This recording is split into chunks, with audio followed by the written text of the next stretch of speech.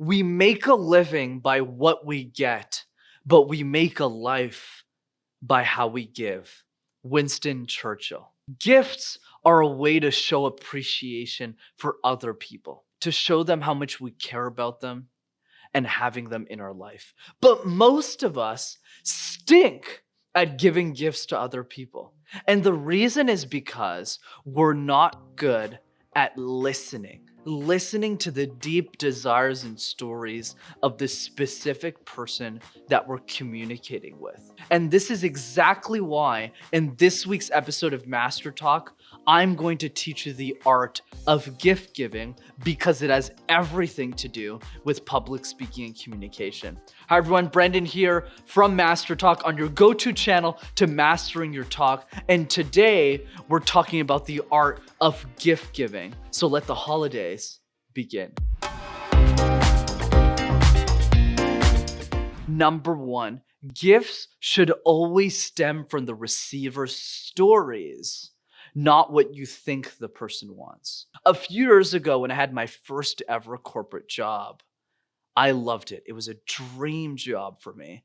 But I did ultimately decide to quit it after a year or so. But I wanted to buy gifts for my managers who had worked so hard to mentor me and bring me to the person that I am today. But interestingly, I gave them a gift that most people wouldn't buy for them. Because normally, when you buy gifts, you usually give a gift card or a bottle of wine.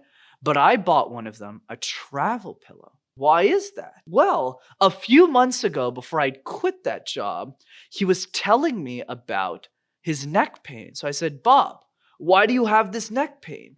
And he went on to explain, well, Brandon, the reason is because whenever I take a train to travel and see my girlfriend, now ex-girlfriend, by the way, my neck would hurt because I would have trouble sleeping in the train. And then I later found out that his favorite color was green. So I bought him a green travel pillow that he still uses to this day. So why do I tell you this story? I tell you it because the point that I'm trying to make is we need to adapt our gifts to what our audience, the person we're speaking to, is actually telling us indirectly to buy for them. A lot of the times when we vent about their problems, we don't actually think the world will solve it for us. So listen to those problems, even if it's a small one, and buy them a gift 3 to 6 months after that story is done so that it changes their life forever. Number two, gifts don't have to be expensive.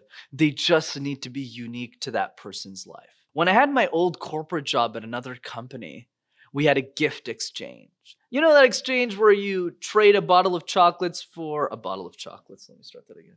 Bottles of wine for boxes of chocolates that everyone seems to buy. Well, my gift exchange was a little bit different because the friend that I was exchanging with, I had listened to a story he told me around his passion for guitar and how he always wanted to play. So I went to a guitar store and I bought $10 picks to encourage him to take it and start playing and have fun with it. And it meant so much to him. Another gift that I remember receiving myself is a handwritten letter on how I changed somebody's life through my communication coaching when I was in university. And I still have that PDF that I entitled Never Forget on my computer to this day. These gifts don't cost any money or very little, but they're unique to that person's identity and who they are, so they know it's special. So what's the advice?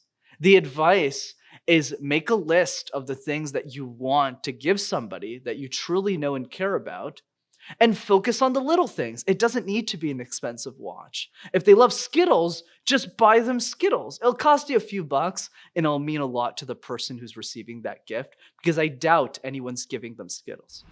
Number three, gifts should be a reflection of your personality and your shared friendship with the other person. When I started my university life, I never thought that I would get the job that I was going to get at IBM after I'd finished my business college degree. And the only reason I got that job was because of one of my dear mentors that I still keep in touch with today. After he helped me get that job by spending countless hours coaching me, mentoring me, I obviously wanted to buy him a gift.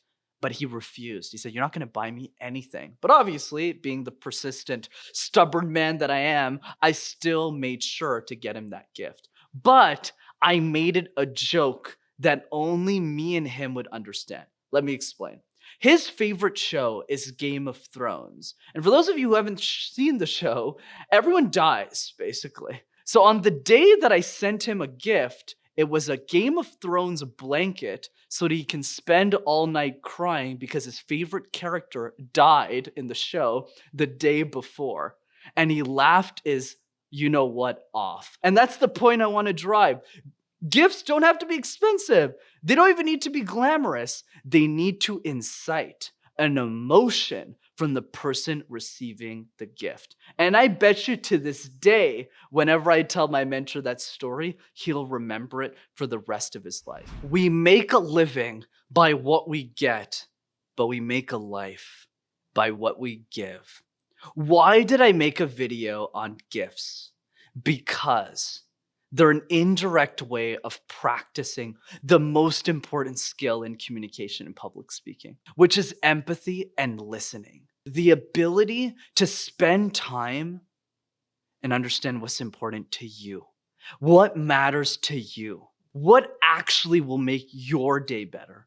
Because if you can do that with the ideas that you want to share with the world and not just the Christmas gifts that you're buying for your loved ones, you'll be able to share a message so powerful that the world will stop to hear it. As always, if you enjoyed this week's episode of MasterTalk, be sure to smash that like button and subscribe to the YouTube channel as well to see more videos like this. If you know one person that gets coal for Christmas every year, be sure to send them this video so that they'll feel appreciated just a little bit more. Take care, everyone.